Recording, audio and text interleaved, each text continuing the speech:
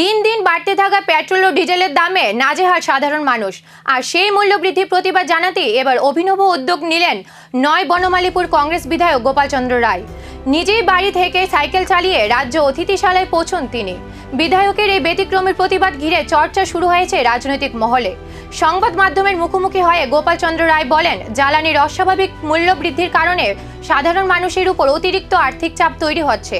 তাই রাজ্য সরকার ও কেন্দ্রীয় সরকারের কাছে পেট্রোল ডিজেলের উপর আরোপিত কর কমিয়ে জনসাধারণকে কিছুটা স্বস্তি দেওয়ার আবেদন জানান তিনি। বিধায়কের দাবি, জ্বালানির দাম কমলে পরিবহন খরচ কমবে, যার প্রভাব পড়বে নিত্য প্রয়োজনীয় জিনিসপত্রের বাজার দরেও। ফলে সাধারণ মানুষের জীবনযাত্রা কিছুটা সহজ হবে। 6 দিনে প্রায় 4,500 টাকা পেট্রোল ডিজেলের দাম বেড়েছে, জিনিসপত্রের দাম বৃদ্ধি পাচ্ছে।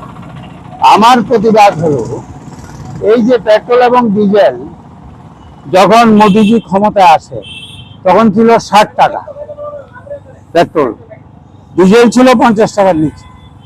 এখন 100 টাকার উপরে পেট্রোল, 101 না 2 টাকা হয়ে গেছে। ডিজেলটা হয়ে গেছে 97 টাকা। তাইলে ডিজেল এবং পেট্রোলের উপর রাজ্যের ট্যাক্স আছে 20%, সেন্ট্রাল ট্যাক্স আছে 20%। এই ট্যাক্সটা উঠিয়ে নিলেই তো 40 টাকা কমে যায় ডিজেল পেট্রোলের দাম। সুতরাং মোদিজি আগে বলেছিল যে আমরা 40 টাকার নিচে পেট্রোলের দাম করব, ডিজেলের দাম করব। তাইলে এটা তাদের ব্যর্থতা। এর প্রতিবাদে আজকে সাইকেল চালাচ্ছি আমি। আমার একটা মিটিং আছে ওই আপনার ওই স্টেট গেস্ট হাউসে যাব, মিটিং অ্যাটেন্ড করব, আবার সাইকেলে আসবো। এই প্রতিবাদ কি সবসময় থাকছে নাকি?